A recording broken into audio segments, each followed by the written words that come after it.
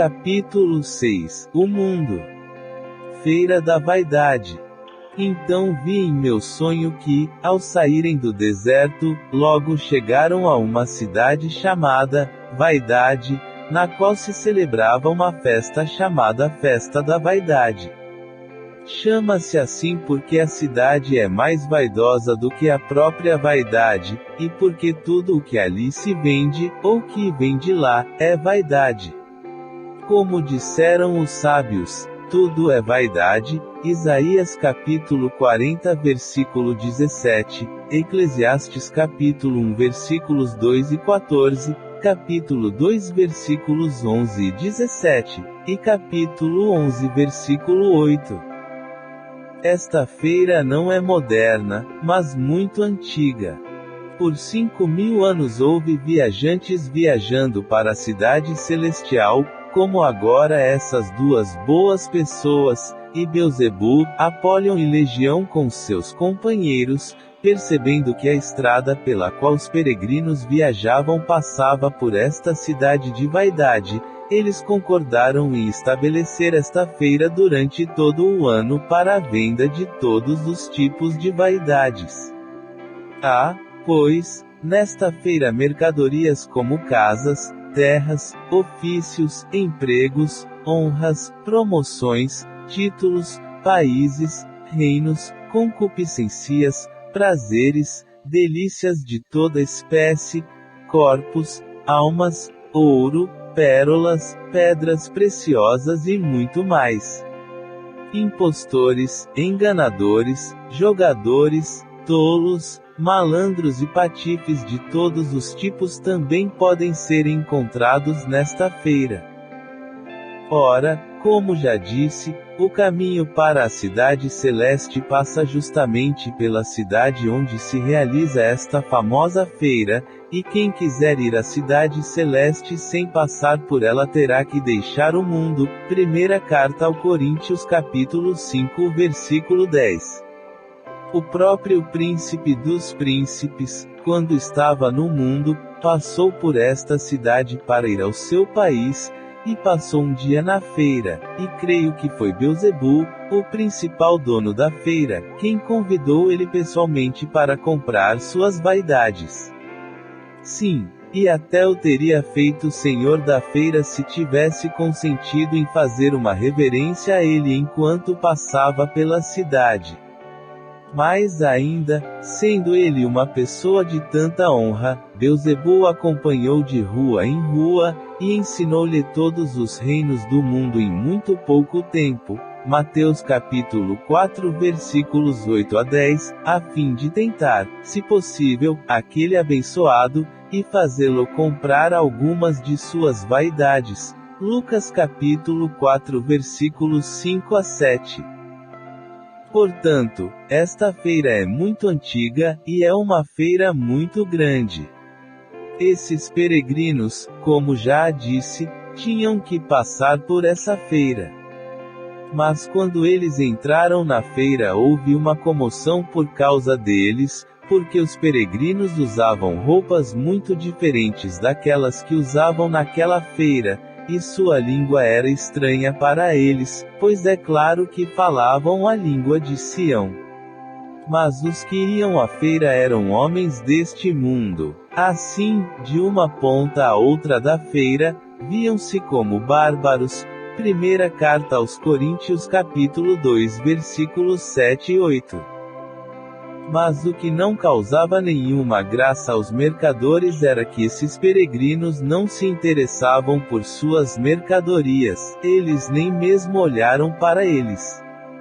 Quando eram chamados para comprar alguma coisa, tapavam os ouvidos e exclamavam: "Desviai os meus olhos, para que não vejam a vaidade."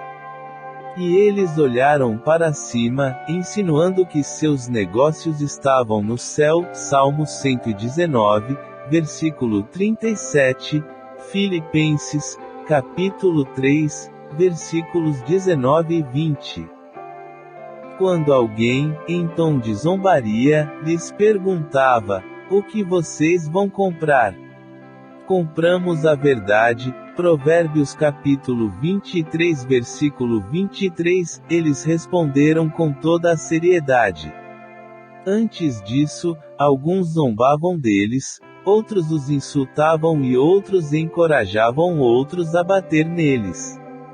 No final, o tumulto foi tão grande que não houve mais ordem na feira. O diretor da feira logo soube disso e prontamente apareceu e ordenou a alguns de seus amigos de maior confiança que levassem esses homens para exame. Os que os examinavam perguntavam de onde vinham, para onde iam e por que usavam roupas tão estranhas. Os homens responderam que eram peregrinos e estrangeiros no mundo, e que estavam indo para sua própria terra, a Jerusalém Celestial. Hebreus capítulo 11 versículos 13 a 16. Eles disseram que não deram aos habitantes da cidade ou aos vendedores motivo para insultá-los como fizeram, nem para impedi-los de continuar seu caminho. Só que quando alguém lhes perguntava o que iam comprar, respondiam que só queriam comprar a verdade. Mas aqueles que os examinaram não acreditaram que fossem mais do que lunáticos e delirantes. Por isso, foram açoitados e cobertos de lama, trancados em uma jaula para que fossem um espetáculo para todos os que compareceram à feira. Lá, então, eles ficaram por um tempo, sendo objeto de diversão, malícia e vingança do povo. O diretor ria de tudo o que acontecia com eles. Mas a humildade e a paciência dos peregrinos conquistaram para eles vários aliados. Isso acendeu a ira de outros. Romanos, capítulo 12, versículos 17 a 21, Primeira Carta de Pedro, capítulo 3, versículo 9. Então, enfurecidos, eles os atacaram, considerando-os tão maus quanto os homens na gaiola e dizendo-lhes que se pareciam com seus comparsas e que deveriam sofrer os mesmos infortúnios. Então esses dois pobres peregrinos foram acusados de perturbação na feira. Eles foram brutalmente açoitados e colocados no tronco para morrer pelo mal que cometeram e por enganar os homens na feira. Aqui eles se lembraram do que ouviram seu fiel amigo, o evangelista, dizer, e foram encorajados em meio às suas aflições, pois ele as havia anunciado a eles. Eles também se consolaram. Primeira Carta aos Tessalonicenses, capítulo 4, versículo 18, confiando-se à sábia disposição daquele que governa todas as coisas, e com grande contentamento permaneceram na condição em que estavam, esperando o que seria deles. O julgamento dos fiéis. Eles foram acusados de serem inimigos do negócio da feira de vaidade. O juiz era o ódio dos bons. Em sua defesa, o fiel disse que era um homem de paz e que só havia se voltado contra tudo que se opunha ao Senhor. Quando pressionado, ele finalmente disse: "Eu desafio Belzebu, seu rei e todos os seus anjos." Chegaram então 3 testemunhas, a saber, inveja, superstição e busca de favores, a quem se perguntou se conheciam o acusado e o que podiam dizer em nome de seu senhor e rei contra ele. Então a inveja se adiantou e disse assim: "Meu senhor, conheço este homem há muito tempo, e posso afirmar sob juramento perante esta honrada corte, que foi interrompido pelo ódio dos bons que disseram: espere um pouco." Puseram-no sob juramento, e eles o fizeram. Tiago, capítulo 5, versículo 12. E a inveja continuou: "Meu senhor, este homem, apesar de se dizer um homem fiel, é um dos mais vis do nosso país. Ele não respeita o príncipe, o povo, nem a lei ou os costumes, mas faz tudo o que pode para convencer as pessoas a adotarem suas ideias desleais, que ele geralmente chama de princípios de fé e santidade. E eu ouvi você dizer que o cristianismo e os costumes de nossa população vaidosa são totalmente opostos e não podem ser conciliados.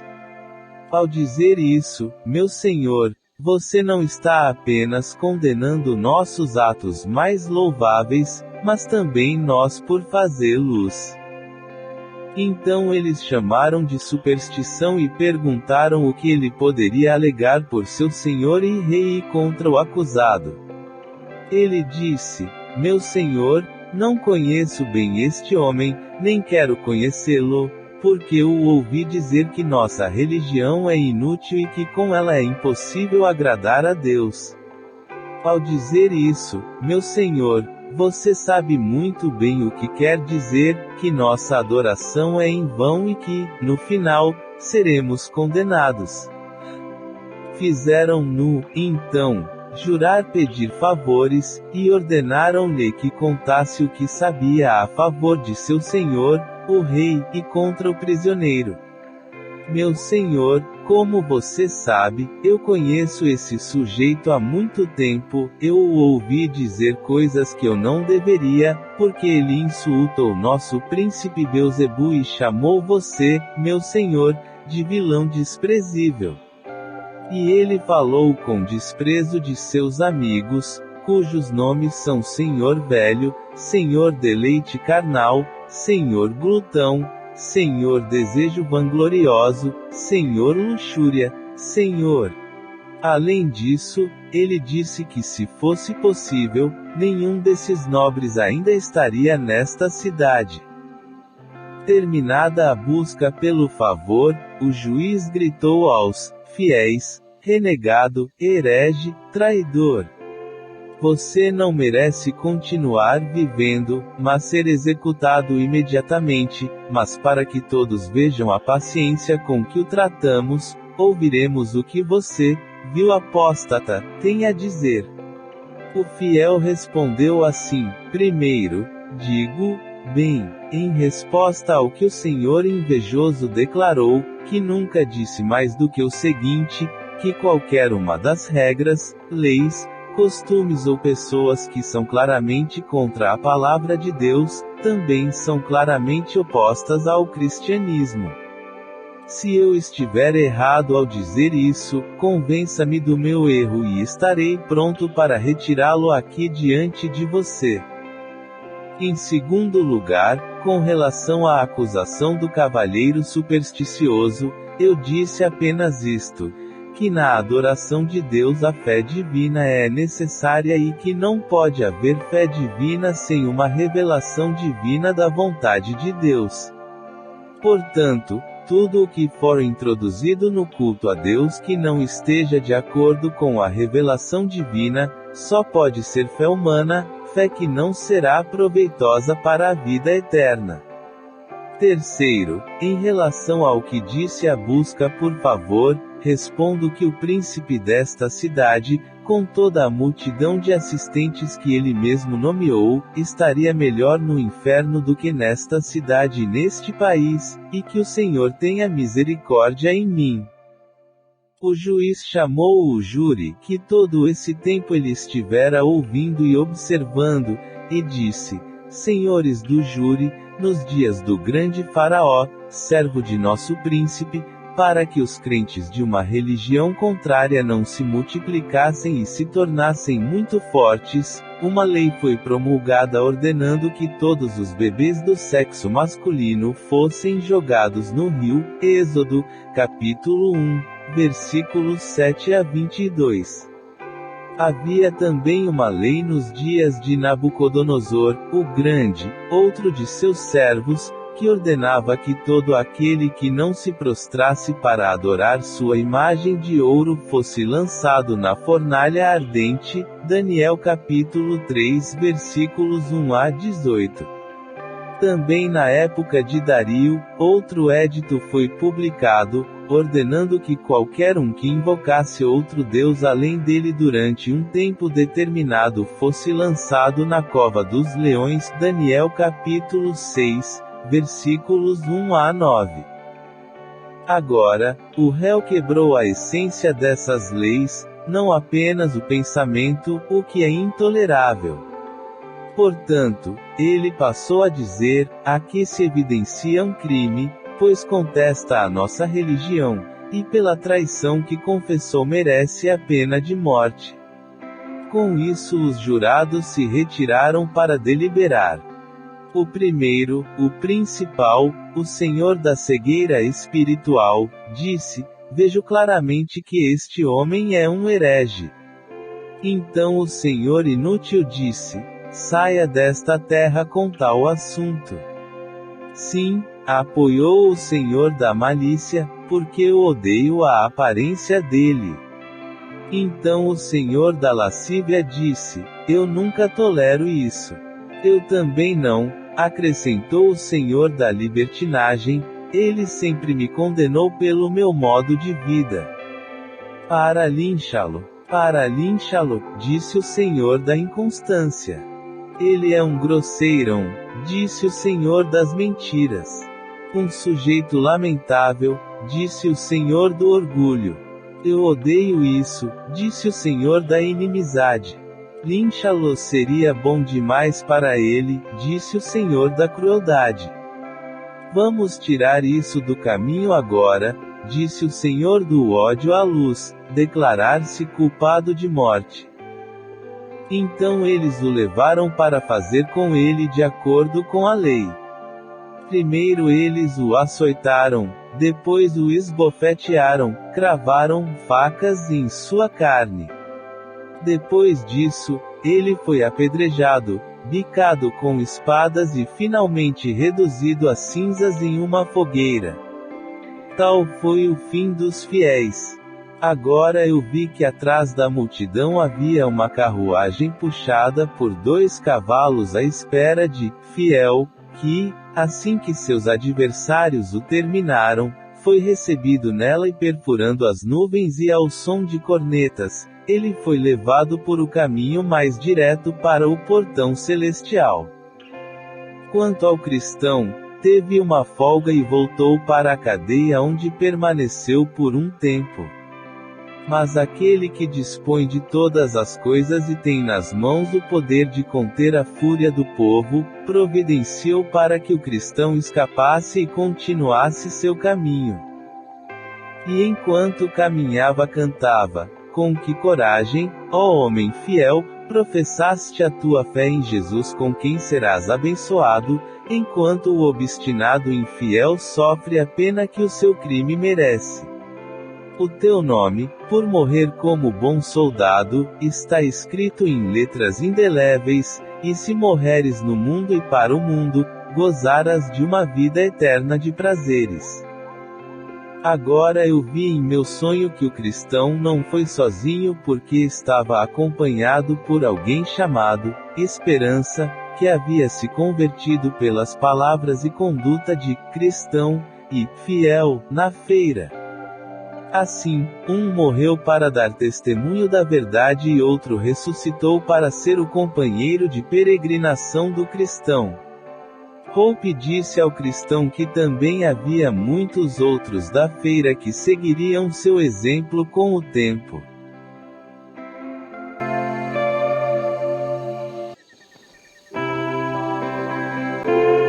Capítulo 7 – Falsos ensinamentos e dúvidas. O Senhor da conveniência.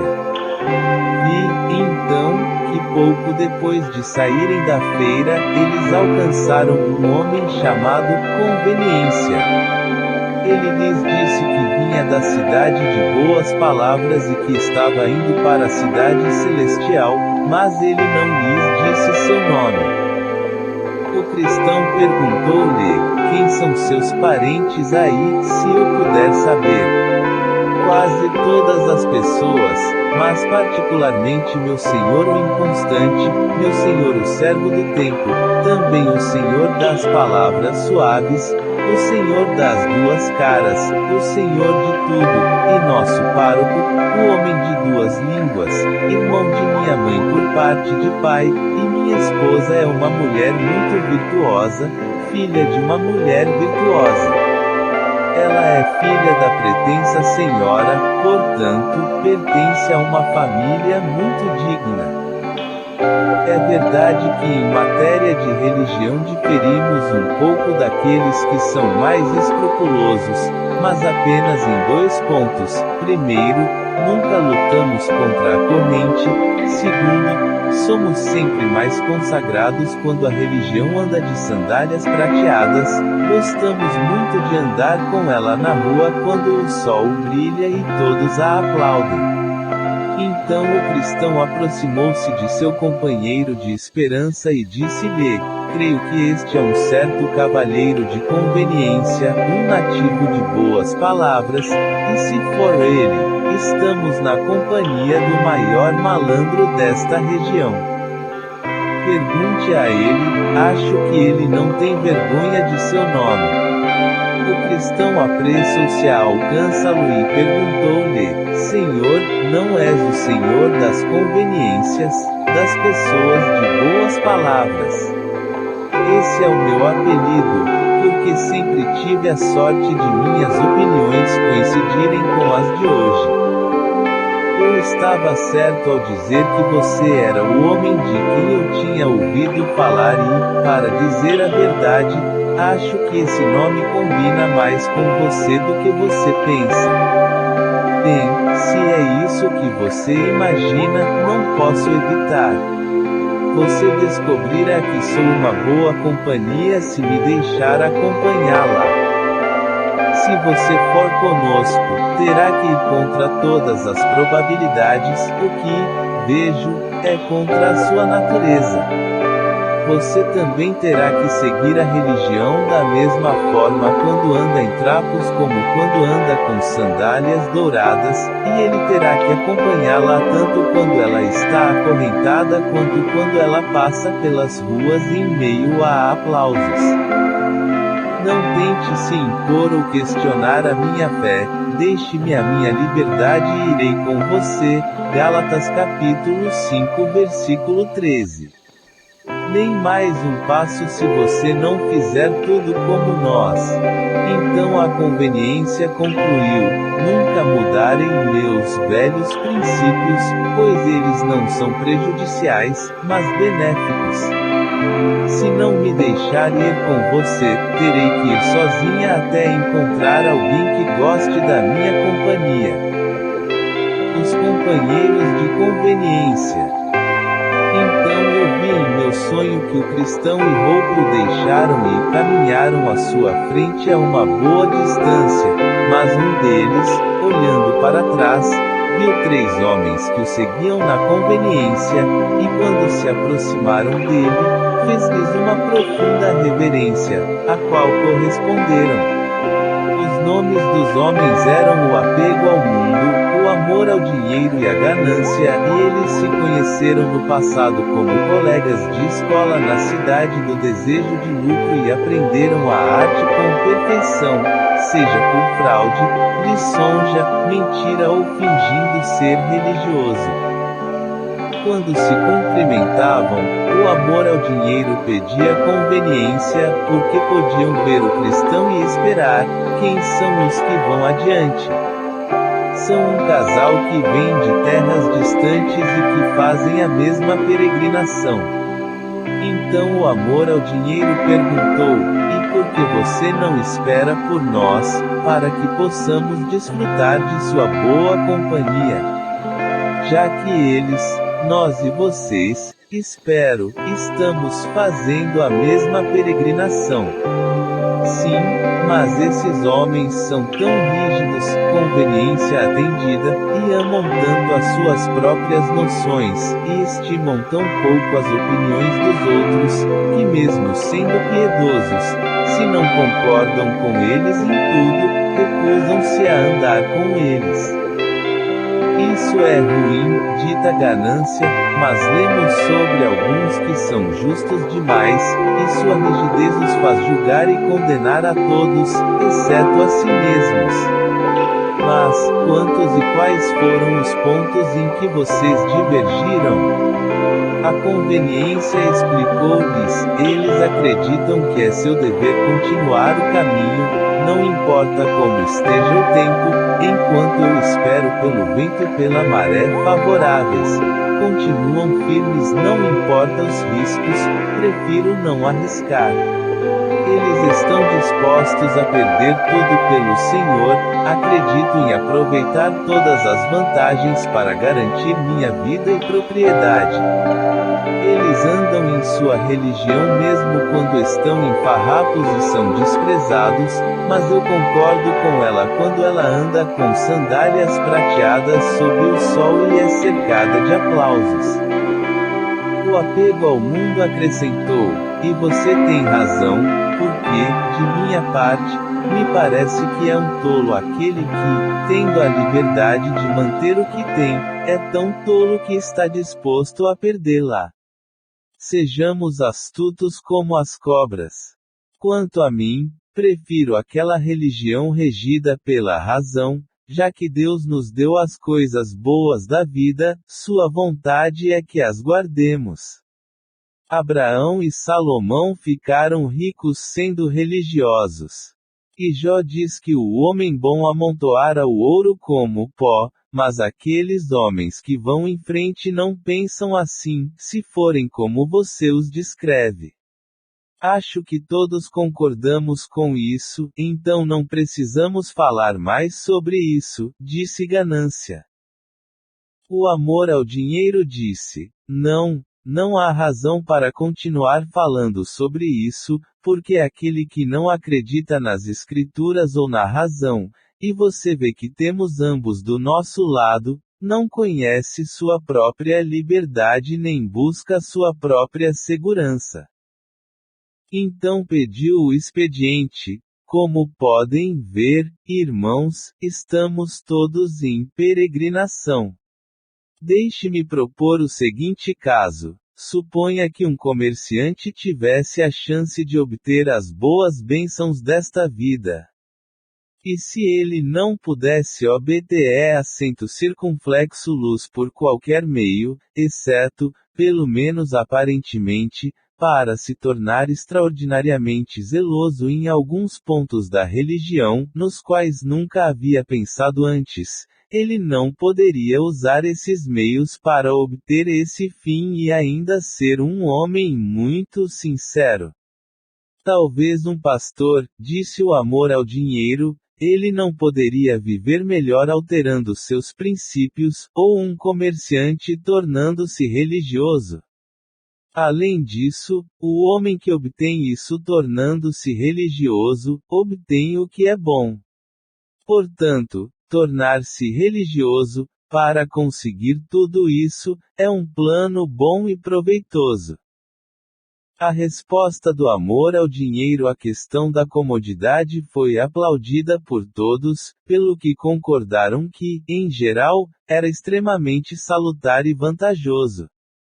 E porque, como eles acreditavam, ninguém poderia contradizer-los, e porque o cristão e a esperança ainda estavam a pouca distância, eles concordaram em abordá-los e fazer-lhes a pergunta, especialmente porque eles haviam se oposto anteriormente à conveniência. O cristão responde ao apego ao mundo. Então eles alcançaram os outros dois e após uma breve saudação, o apego ao mundo fez a pergunta ao cristão e seu companheiro, e pediu-lhes que respondessem, se pudessem. O cristão tinha uma resposta para dar a eles. Até uma criança na fé pode responder a essa pergunta, porque se fosse legal seguir a Cristo por alguns pães, João capítulo 6 versículos 1 a 4, e versículos 23 a 71. Quão mais abominável é fazer de Cristo e da religião os meios de obter e desfrutar das coisas do mundo. verdadeiramente, apenas pagãos, hipócritas, demônios e feiticeiros pensam assim. Primeiro, os fariseus hipócritas também eram dessa religião, eles pretendiam levantar longas orações, mas sua intenção era tirar suas casas das viúvas e com isso receberam maior condenação de Deus. Lucas capítulo 20 versículos 46 e 47. Em segundo lugar, Judas era daquela religião, ele era piedoso pela bolsa e o que foi colocado nela, mas ela se perdeu, ele foi jogado fora e considerado como um verdadeiro filho da perdição. João capítulo 12 versículo 6. Terceiro, Simão, o mágico, também praticava esta religião, porque queria ter o Espírito Santo para ganhar mais dinheiro e obteve de Pedro a resposta que lhe correspondia. Atos dos Apóstolos capítulo 8 versículos 19 a 22. O cristão continuou dizendo: o homem que adota a religião para o mundo também descartará a religião para o mundo. Pois tão certo quanto Judas desejou o mundo tornando-se religioso, assim também é verdade que ele também vendeu sua religião e seu professor pela mesma razão. Responder a sua pergunta com um sim, como vejo que você fez, e aceitar tal resposta como autêntica é pagão, hipócrita e diabólico, e sua recompensa será de acordo com suas obras. Gálatas, capítulo 6, versículos 7 e 8. Então eles se entreolharam, sem ter uma palavra a dizer ao cristão. Hope concordou com a resposta de seu parceiro. Então houve um grande silêncio entre eles. Expediencia e seus companheiros cambalearam e ficaram para trás, deixando o cristão e a esperança irem adiante deles. O cristão comentou com seu companheiro: se esses homens não podem resistir à sentença do homem, o que farão quando ouvirem a sentença de Deus? Se eles ficam mudos diante de vasos de barro, o que farão quando forem repreendidos pelas chamas de um fogo devorador? Senhor Demas. Então o cristão e Esperança continuaram até chegarem a uma bela planície chamada El Relivion, onde caminharam com grande contentamento, mas a planície era estreita e eles logo a cruzaram. Do outro lado da planície havia uma colina chamada Lucre, e sobre ela uma mina de prata, onde vários que já haviam passado por esta estrada, movidos pela curiosidade de ver a raridade da estrada. Mas, aventurando-se muito perto do buraco onde o chão não era firme, ele cedeu e eles, caindo, pereceram. Outros lá também receberam ferimentos, incapacitando-os para o resto da vida. Então vi em meu sonho que a pouca distância da estrada, em frente à mina de prata, estava o senhor Demas, vestido de cavalheiro, que chamou os que passavam para se aproximarem para ver, e disse ao cristão e seu companheiro: Alô! Aproxime-se e eu lhe mostrarei algo. 2 Timóteo capítulo 4 versículo 10. O que há que vale a pena sair do caminho para ver? Há uma mina de prata aqui, e nela há alguns homens cavando para conseguir tesouros. Se eles vierem, com um pouco de esforço podem ficar ricos. Vamos vê-la, disse Esperança. Eu não, disse o cristão, não desviemos um passo, mas permaneçamos em nosso caminho. Garanto-lhe que quando chegar a conveniência, se ele receber o mesmo convite que nós, com certeza aceitará. Na verdade, não tenho dúvidas, porque seus princípios o levarão por aí e aposto sem contra que ele morrerá ali. A essa altura chegaram o Conveniência e seus companheiros, e ao primeiro sinal que o senhor Demas lhes deu ali eles partiram. Se caíram no buraco olhando para dentro, se desceram para trabalhar ou se sufocaram no fundo por causa do miasma que geralmente está lá, não sei, mas sei disso, que não os vimos mais na estrada. O cristão começou a cantar uma canção que dizia: Expediance e o Sr. Demas concordaram, um chama e o outro corre para participar de seu lucro. Eles se divertem neste mundo e não pensam no além. O rio de Deus e o prado na calçada. No caminho, eles de repente se encontraram na margem de um rio agradável que Davi chamou de Rio de Deus, Salmo 65 versículo 7. O cristão e seu companheiro caminharam para lá com grande alegria. Eles beberam da água, que reviveu seus espíritos. Do outro lado havia árvores verdes com todos os tipos de frutas e folhas medicinais, também um prado com lindos lírios, onde se deitaram para dormir. Por vários dias eles fizeram o mesmo. Então eles cantaram e foram embora. Eles não foram muito longe, antes que o rio e a estrada se separassem. Do que lamentaram muito, mas não ousaram sair do caminho, embora o caminho se tornasse difícil. Os peregrinos tinham os pés muito doloridos de suas viagens. Como eles teriam desejado um caminho mais fácil. Números capítulo 21 versículo 4.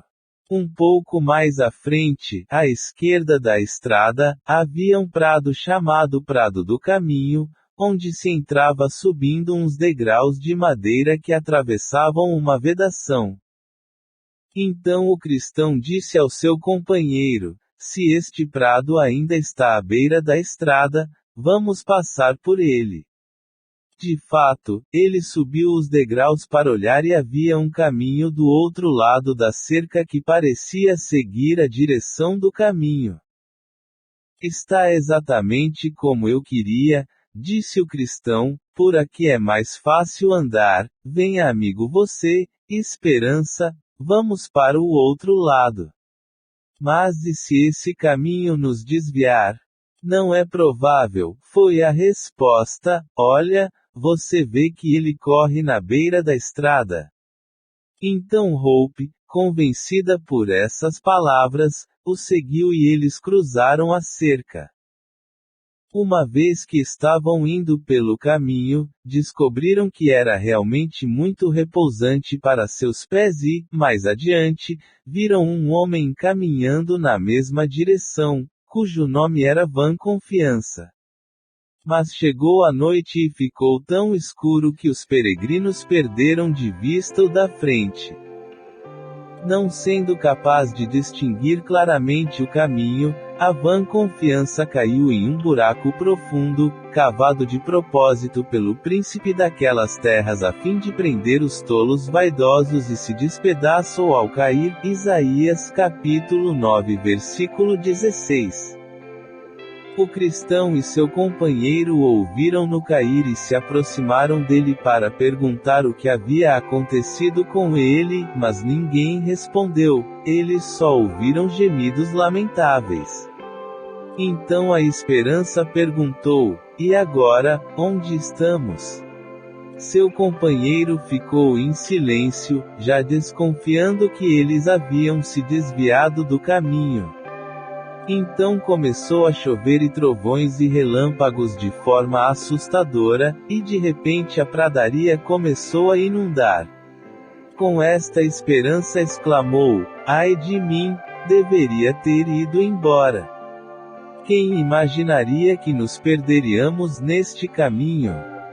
Eu o temia desde o início, e por isso recomendei cautela.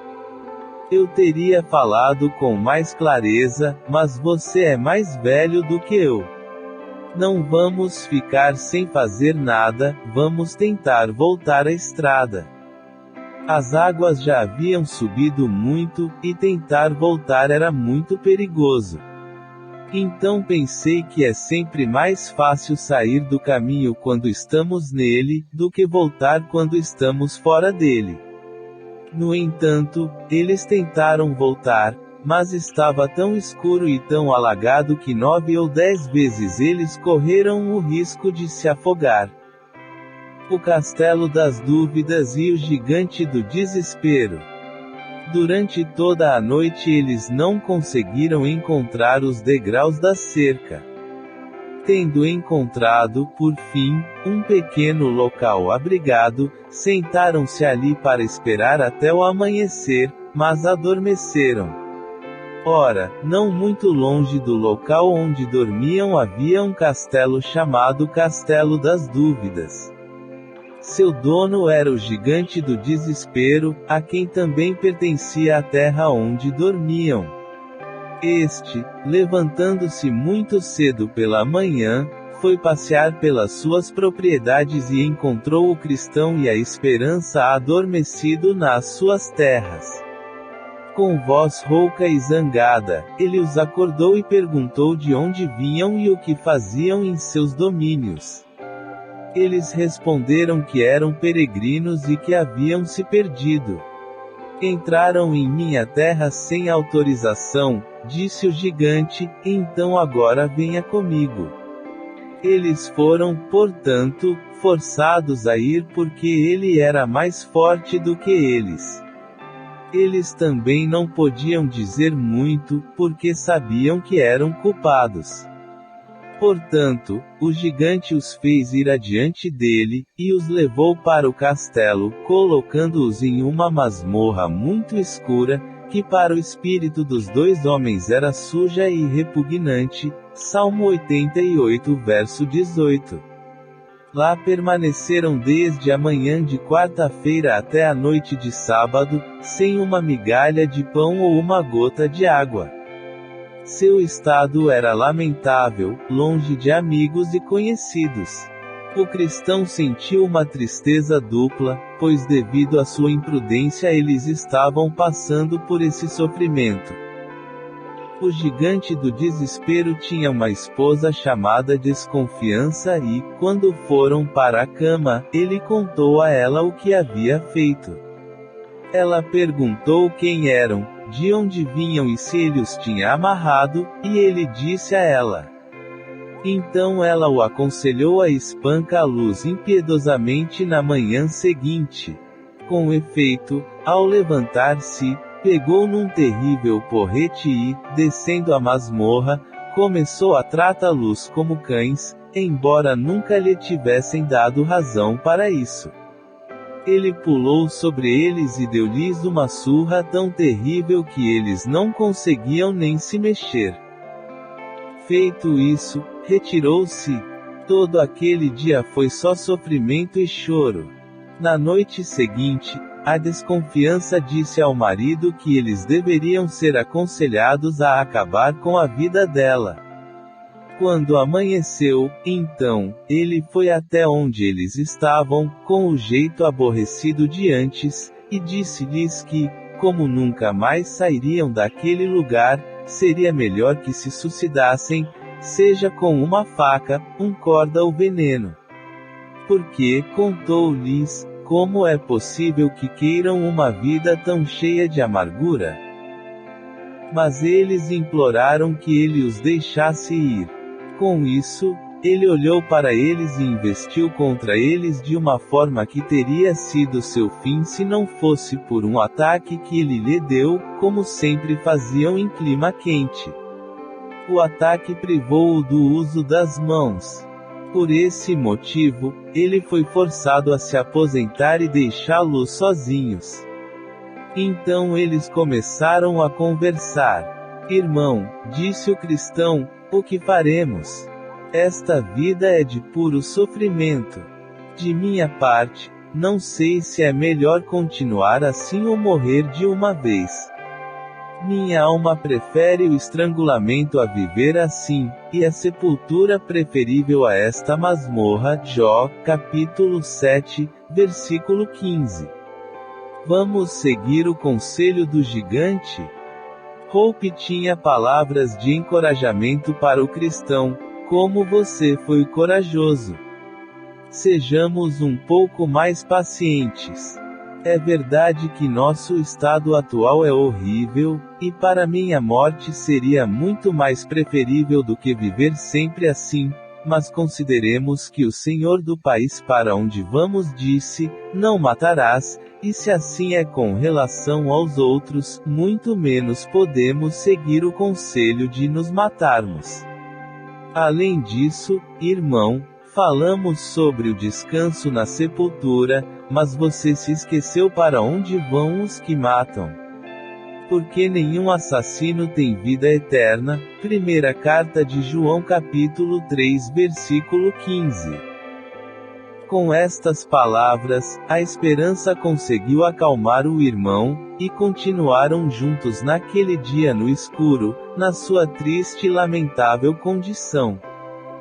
Ao cair da noite, quando o gigante e sua esposa se retiraram para descansar, ela perguntou-lhe se os prisioneiros haviam seguido seu conselho, ao que ele respondeu: são caras fortes, preferem suportar o sofrimento a tirar a própria vida. Ela respondeu: leve-os amanhã ao pátio do palácio e mostre-lhes os ossos e crânios daqueles que você já despachou, e diga-lhes que até o final da semana você os destruirá, como fez antes com seus irmãos.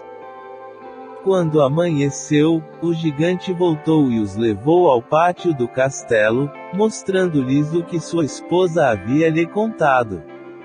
Esses, disse, eles eram peregrinos como você e entraram em minha propriedade sem autorização, como você fez, e quando eu quis eu os rasguei em pedaços. Portanto, dentro de 10 dias farei o mesmo com você. Vamos, volte para sua masmorra. E com estes ele os levou de volta, espancando-os por todo o caminho. Foi assim que os peregrinos passaram todo o sábado nas mesmas condições lamentáveis de antes. Por volta da meia-noite, eles começaram a orar e continuaram em oração até o amanhecer. E aconteceu que um pouco antes do amanhecer, o cristão de repente exclamou como se estivesse surpreso: que tolo eu sou! Permanecer nesta masmorra horrível, quando eu poderia ser livre. Guardei em meu baú uma chave chamada promessa, que tenho certeza que abrirá qualquer fechadura deste castelo. Que boa notícia, irmão! Retire e vamos tentar. O cristão obedeceu e começou a experimentá-lo na porta da masmorra, cuja fechadura cedeu quando ele girou a chave. A porta se abriu facilmente, e Christian e Hope saíram. Então o cristão se aproximou do portão externo que dava para o pátio do castelo. Ele também abriu com a mesma chave. Em seguida, foram até a porta de ferro, pois também era necessário abri-la. O cadeado era muito forte, no entanto, a chave abriu. Empurraram a porta e fugiram imediatamente, mas ela rangeu tanto que acordou o gigante do desespero, que, levantando-se violentamente para ir atrás dos presos, sentiu suas pernas tremerem, e deu-lhe novamente um de seus golpes, de modo que ele não podia ir atrás dos peregrinos. Eles continuaram e logo voltaram para a estrada do rei onde estavam seguros porque estavam fora da jurisdição do gigante. Passados os degraus de madeira, concordaram em erguer um pilar e nele gravar estas palavras: passar estes degraus é o caminho para o castelo das dúvidas, cujo dono é o gigante do desespero que odeia o rei da pátria celeste e procura destruir a seus santos peregrinos. Foi assim que muitos passaram por ali depois, leram a placa e escaparam do perigo. As montanhas de delícias. Avançaram, então, até alcançarem as montanhas das delícias, que pertencem ao Senhor da colina, que já mencionamos. Subiam as serras rumo aos jardins e pomares, as vinhas e as nascentes de água, onde também bebiam, banhavam-se e comiam à vontade. Havia pastores no topo dessas montanhas pastando seus rebanhos perto da estrada real. Os peregrinos aproximaram-se deles e, apoiados em seus cajados, como sempre fazem os viajantes cansados quando param para conversar com alguém no caminho, perguntavam-lhes: de quem são as montanhas de delícias e as ovelhas que aqui apacentam? São as terras de Emanuel, e delas você pode ver sua cidade, e as ovelhas também são dele, pois ele deu a vida por elas. João, capítulo 10, versículo 11. Qual a distância daqui até lá? Demais para quem não vai chegar, os pastores responderam. A estrada é segura ou perigosa? Perguntou o cristão. Os pastores, cujos nomes eram sabedoria, experiência, vigilância e sinceridade, pegaram-nos pela mão e conduziram-nos às suas tendas, e fizeram-nos comer o que já tinham preparado. Então os pastores disseram uns aos outros: mostremos aos peregrinos as portas da cidade celestial, e vejamos se eles podem vê-la através de nosso telescópio. Os peregrinos aceitaram calorosamente a oferta, então foram levados ao topo de uma colina alta, chamada Clareira, e lá receberam o telescópio para olhar. Eles pensaram ter visto algo como uma porta e também algo da glória do lugar. Enquanto se preparavam para partir, um dos pastores deu-lhes uma nota sobre o caminho, outro advertiu-os para terem cuidado com o bajulador. O terceiro recomendou que não fossem dormir no chão encantado e o quarto desejou que Deus os acompanhasse.